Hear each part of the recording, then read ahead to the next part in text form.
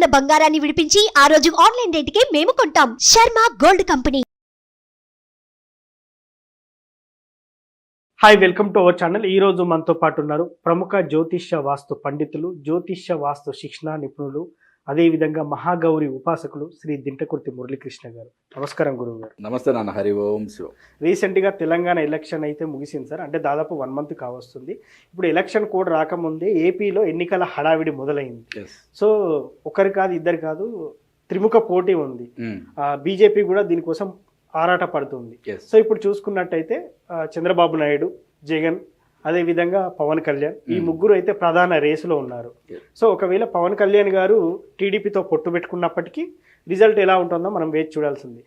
According to astrology ప్రకారం రెండోసారి జగన్ ముఖ్యమంత్రి అయ్యే అవకాశం ఉందా, లేకపోతే ఏపీకి మూడోసారి ముఖ్యమంత్రి చంద్రబాబు అయ్యే అవకాశం ఉందా? అసలు ప్రిడిక్షన్ ఏం చెప్తుంది? దాని గురించి మనం చెప్పుకునే ముందు ఒక విషయం చెప్పుకుందాం. ప్రేక్షకులకి మనం ఇక్కడ మాట్లాడేది ఏ రాజకీయ విశ్లేషణ లేదా ఒక పార్టీకి మనం సపోర్ట్గా మాట్లాడుతున్నామనో ఒక పార్టీకి వ్యతిరేకంగా మాట్లాడుతున్నామో అనేది కాదు. నా తల్లి మహాగౌరి నాకు ఇచ్చిన జ్ఞానాన్ని, ఆ జ్ఞానం ఎంతవరకు సహకరించిందో దాన్ని బట్టి ఈ జాతకాల యొక్క విశ్లేషణ చేయడానికి నేను ప్రయత్నం చేస్తా.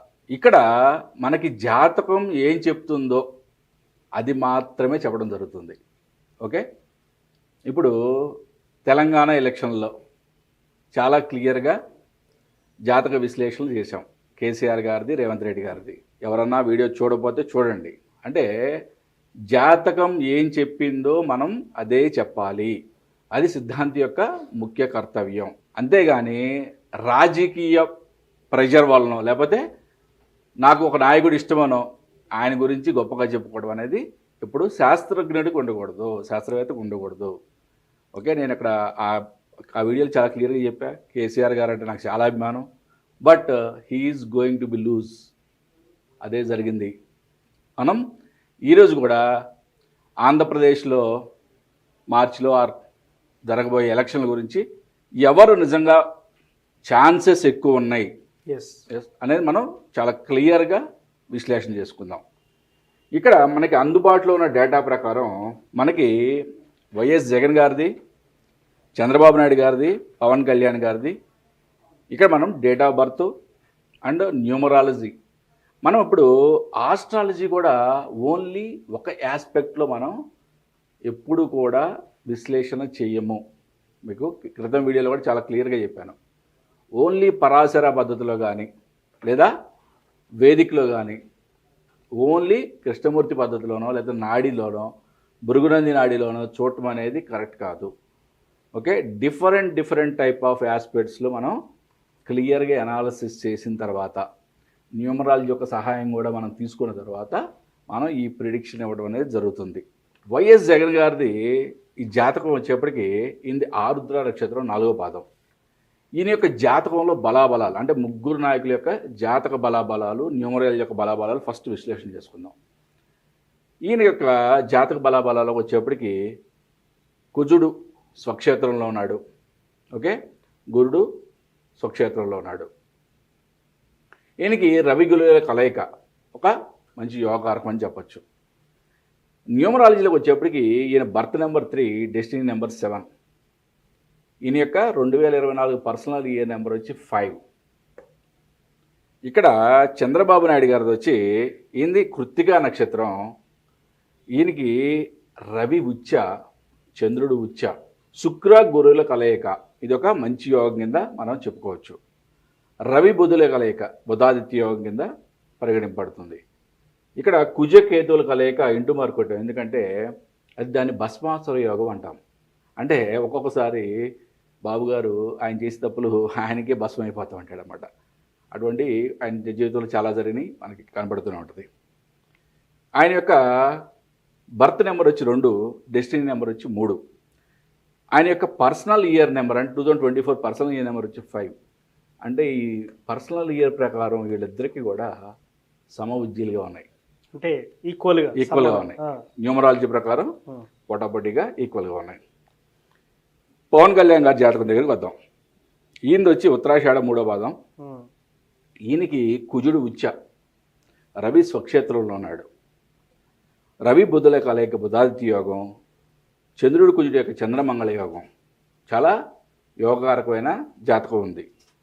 ఈయనది వచ్చి బర్త్ నెంబర్ 2, డెస్టినీ నెంబర్ కూడా 2, 2 and 2 కూడా అంటాం. ఇది పర్సనల్ ఇయర్ నెంబర్ వచ్చి 1. అంటే ఇప్పుడు ముగ్గురు నాయకుల్లో ఫస్ట్ మనం న్యూమరాలజీలో చూసుకుంటే పవన్ కళ్యాణ్ గారికి కొంచెం ఎక్కువ మార్కులు ఉన్నాయి. ఓకే ఓకే చంద్రబాబు నాయుడు గారికి అండ్ వైఎస్ జగన్ గారికి ఈక్వల్ మార్క్స్ ఉన్నాయి. నెక్స్ట్ మనం ఆస్ట్రాలజీ ప్రిడిక్షన్లో వద్దాం. ఆస్ట్రాలజీ ప్రిడిక్షన్లోకి వచ్చేప్పటికి మనకి గోచారం అనేది చాలా ఇంపార్టెంట్. ప్రజెంట్ ఇప్పుడు నడిచే ఏ ఏ గ్రహాల యొక్క గోచారం అనేది ఎక్కడెక్కడ ఉన్నాయి, ఆ స్థానాల యొక్క ప్రభావం అంటే జన్మజాతకం మీద ఎటువంటి ప్రభావం ఉంది అనేది చాలా చాలా ఇంపార్టెంట్ కదా. మరి గోచారంలో మొత్తం 9 గ్రహాలు తీసుకోవాలా లేదు కదా. పెద్ద గ్రహాలు ఏవైతే ఉన్నాయో వాటి యొక్క ప్రభావం ఈ జాతకం మీద, ఈ జాతకుడి యొక్క జాతకం మీద ఎలా ఉంది అనేది మనం పరిశీలన చేద్దాం. అంటే ప్రజెంటు మేషంలో గురువు ఉంది, ఓకే, మీనంలో రాహు ఉంది, ఓకే, కుంభంలో శని. అంటే ఈ 3 గ్రహాలు పెద్ద గ్రహాలు అన్నమాట. ఎప్పుడు కూడా గోచార ఫలితాలు చూసేప్పుడు శని గురు రాహుల యొక్క గోచారాన్ని బట్టి మనం వాళ్ళ యొక్క ప్రిడిక్షన్స్ గోచార ఫలాలు చెప్పడం అనేది జరుగుతుంది. మనం ఇంతకుముందు చేసిన వీడియోలో కూడా చాలా క్లియర్గా 30 అక్టోబర్ వరకు గురు రాహువుల యొక్క కలయిక అంటే చంద్రబాబు నాయుడు జాతకంలో రవి బుధుల మీద గురు రాహువుల కలయిక ఉంది. 30 నైటు రాహువు మీనంలోకి ప్రవేశించాడు. మనం ఆ చెప్పిన వీడియోలో ఏం చెప్పాం, 31 అక్టోబర్ నుంచి 12 నవంబర్ లోపు ఆయనకి బెయిల్ వచ్చే ఛాన్సెస్ ఉన్నాయి అని చెప్పాం కదా. అదే జరిగింది కదా. అంటే ఇది నా గొప్పతనమో లేకపోతే ఇంకేదో గొప్పతనం కాదు, ఇది శాస్త్రం యొక్క గొప్పతనం. ఒకటి గుర్తుపెట్టుకోండి, శాస్త్రం ఎప్పుడు తప్పు చెప్పదు నాన్న. ఎప్పుడైనా విశ్లేషణ చేసేవాళ్ళు ప్రలోభాలకి లోబడవు, ఓకే, లేకపోతే నాకు ఇష్టమైన పార్టీ అనో నాకు ఇష్టమైన నాయకుడనో మేమేదన్నా తప్పు చేస్తే తప్పు జరగాల్సిందే కానీ శాస్త్రం తప్పు చెప్పదు. ఒకటి గుర్తుపెట్టుకోండి. ఇప్పుడు జనరల్గా ఏంటంటే మనకి అంటే పూర్వకాలంలో రాజులు యుద్ధాలు, అంటే ఒక రాజ్యం మీద ఏ రాజు గెలుస్తాడు అనేటప్పుడు చూసుకునే గ్రహస్థితులు గ్రహాల యొక్క కాంబినేషన్స్ వేరే. ఇప్పుడు మనం చూసే ఈ ప్రస్తుత రాజకీయాలు అంటే కుట్రలు కుతంత్రాలతో కూడుకున్న రాజకీయాలు కాబట్టి ఇప్పుడు మనం చూసుకునే గ్రహస్థితులు గోచార ఫలాలు వేరే ఉంటాయి అన్నమాట. ఒకప్పుడు రవి గురుడు కుజుడు వీళ్ళ యొక్క కాంబినేషన్ ఎంత బలంగా ఉంది అని చూసి వాళ్ళకి ప్రిడిక్షన్ చెప్పేవాళ్ళం.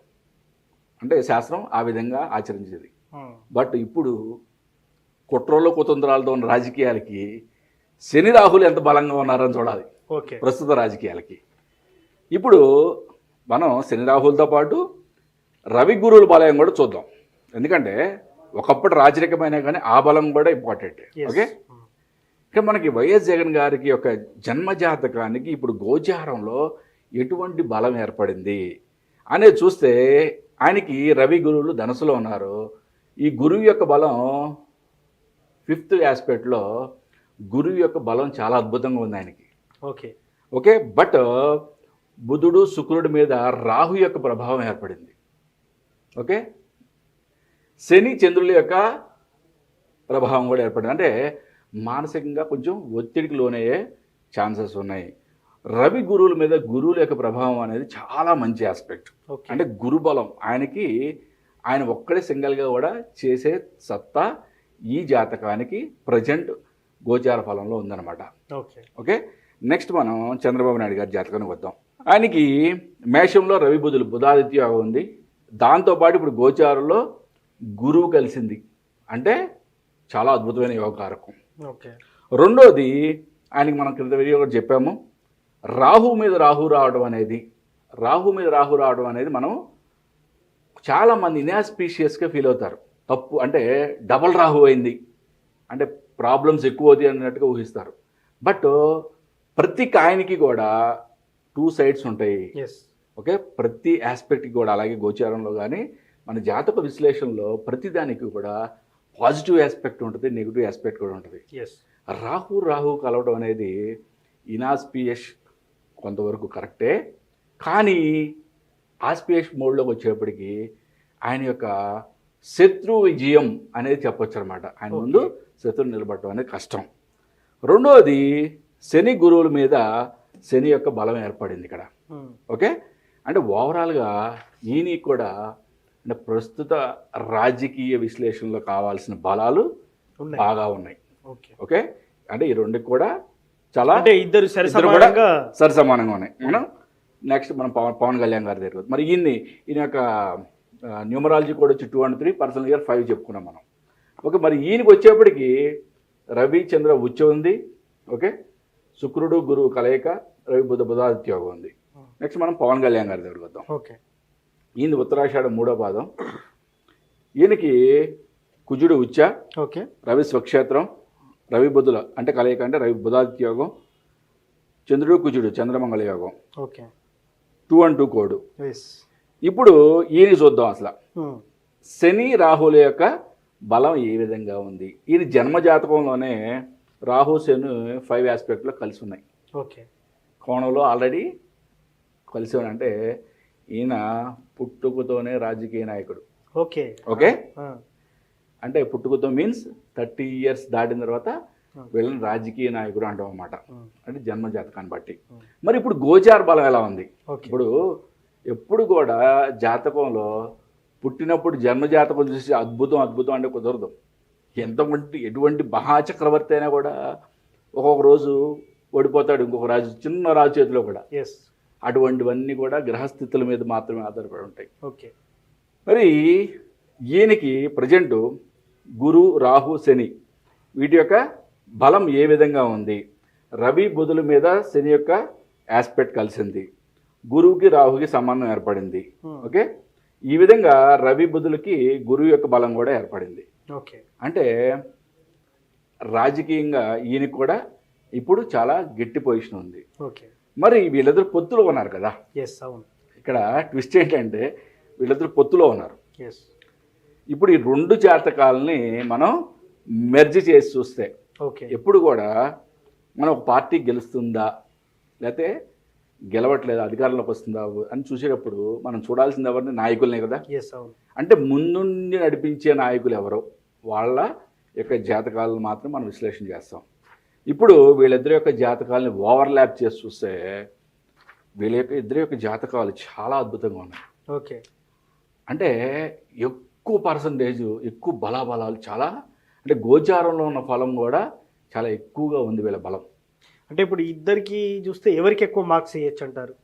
ఇప్పుడు ఇద్దరు కలిసే పోటీ చేస్తున్నారు కదా, అందుకనే ఇద్దరిని ఓవర్లాప్ చేసి చూస్తాం. అంటే ఇప్పుడు ఇక్కడ వైఎస్ జగన్ గారిది, సిబిఎన్ చంద్రబాబు నాయుడు గారిది పోటాపోటీగా ఉంది జాతకం. పవన్ కళ్యాణ్ గారిది కూడా కొంచెం అటు ఇటుగా ఆయన కూడా అంతే బలం ఉంది. బట్ ఈ 2 కలిసినప్పుడు చాలా అద్భుతమైన యోగకారకాలు ఏర్పడినాయి. అంటే ఈ 2 జాతకాలు కలిసి పోటీ చేస్తుంటే గెలుపు వీళ్ళకి తథ్యం అని చెప్పచ్చు. అంటే ఒకటి చెప్పగలం, అంటే దీంట్లో అద్భుతమైన ట్విస్ట్ ఒకటి ఉంది మళ్ళీ. అంటే చంద్రబాబు నాయుడు గారు పవన్ కళ్యాణ్ గారి కూటమి గెలవడం ఒక ట్విస్ట్ అయితే ఒకటైతే, ఆ జాతక విశ్లేషణ అయితే, ఇంకొక ట్విస్ట్ ఏంటంటే పవన్ కళ్యాణ్ గారికి ఐదర్ సీఎం లెవెల్ పోస్ట్, అంటే డిప్యూటీ సీఎమ్మా లేకపోతే సీఎం సీట్ని షేరింగ్ చేసుకుంటారా అనే రాజకీయ విశ్లేషణలో పోవట్లా. ఇప్పుడు ప్రజెంట్ ఉన్న ఆస్ట్రాలజీ బలాన్ని బట్టి హీఈస్ ఎలిజిబుల్, అంటే హీఈస్ గెటింగ్, ఆయన రేపు 2024 ఎలక్షన్ తర్వాత సీఎం లెవెల్లో ఆయన కూర్చోబోతున్నాడు. ఇది మాత్రం నేను ఘంటాబాదంగా చెప్పగలను. ఏది ఏమైనా కానీ ఈ ఇద్దరు యొక్క కూటమి విజయం సాధిస్తుంది, కానీ పోటాపోటీగానే ఉంటుంది. ఎందుకంటే ఈయన బలం కూడా గోచారంలో కొంచెం బాగానే ఉంది కాబట్టి, అంటే ఇద్దరితో పోల్చుకున్నప్పుడు కొంచెం తక్కువ బలాలు ఉన్నాయి కాబట్టి పోటాపోటీగా ఉన్నా కానీ ఎక్కువ అంటే నల్లేరు మీద నడకే అని చెప్పొచ్చు. అబ్బా ఒక విధంగా చెప్పాలంటే నేను ఇక్కడ తెలంగాణలో ఏం చెప్పాను, 2 సింహాలు కొట్టుకుంటున్నాయి అన్న. బట్ ఒక రేవంత్ రెడ్డి అనే సింహానికి 60 మార్కులు ఇచ్చాను, కేసీఆర్ అనే సింహానికి 40 మార్కులే ఇచ్చాను. అదే రేషియోలో ఇక్కడ సీటింగ్ వాళ్ళకు వచ్చిన ఫలితాలు కూడా అదే విధంగా ఉన్నాయి. కానీ ఇక్కడ ఆస్పెక్ట్ చాలా వీళ్ళిద్దరికి కలిపితే చాలా బలాలు ఎక్కువగా ఉన్నాయి. ఎస్. అంటే వీళ్ళిద్దరి యొక్క విజయం చాలా ఈజీ అని చెప్పచ్చు. సో ఫైనల్లీ మాత్రం ఈ ముగ్గురి అంచనాల ప్రకారం ఎస్, వీళ్ళిద్దరికి ఎక్కువ మెజారిటీ ఉంది, సిబిఎన్ అండ్ పవన్ కళ్యాణ్కి ఎక్కువ Exactly, మెజారిటీ ఉంది. exactly. కూటమి అనేది వర్కౌట్ అయ్యే ఛాన్స్ ఉందని మీరు చెప్తారు. సో ఇది ఈ ప్రిడిక్షన్ ఎప్పటి వరకు వర్తిస్తుంది? అంటే ఇప్పుడు ఏప్రిల్ లోపల ఎలక్షన్స్ అయితే ఈ ప్రిడిక్షన్ వర్తిస్తుందా, లేకపోతే ఈ సంవత్సరం మొత్తానికి కూడా వర్తిస్తుందా? ఎగ్జాక్ట్లీ నాన్న, ఇది మంచి క్వశ్చన్ అడిగావు. గోచార బలం అనేది చాలా ఇంపార్టెంట్ Yes. ఎప్పుడు కూడా మనకి జాతక విశ్లేషణలో. ఇప్పుడు గురువు యొక్క గోచారం మేషంలో 30 ఏప్రిల్ వరకు ఉంటుంది. ఓకే. ఫస్ట్ మే నుంచి మనకి వృషభంలోకి మారుతుంది గురువు. ఎస్. గురువు యొక్క సంచారం మారుద్ది. అంటే గురువు యొక్క బలాబలాలు కొంచెం అటు ఇటుగా అవుతాయి. ఓకే, కొంతమందికి ఇంకా ఫెచ్చింగ్ అవుద్ది, కొంతమందికి కొంచెం తక్కువ అవుతాయి. బట్ మనకున్న అవగాహన బట్టి 30 ఏప్రిల్ లోపు ఎలక్షన్లు జరుగుతాయి కాబట్టి నేను చెప్పిన ఈ ప్రిడిక్షన్ అనేది ఇదే జరుగుద్ది. 30 ఏప్రిల్ తర్వాత కనుక ఎలక్షన్లు జరిగే ఛాన్సెస్ నాకు తెలిసేది లేవు. అటువంటిది ఉంటే కనుక మనం ఒకసారి మళ్ళీ మాట్లాడుకుందాం తప్పకుండా. Thank you sir. ఏపీ రాజకీయ విశ్లేషణ గురించి చాలా చక్కగా వివరించారు. Thank you so much. నమస్తే నాన్న. హరి ఓం శివం.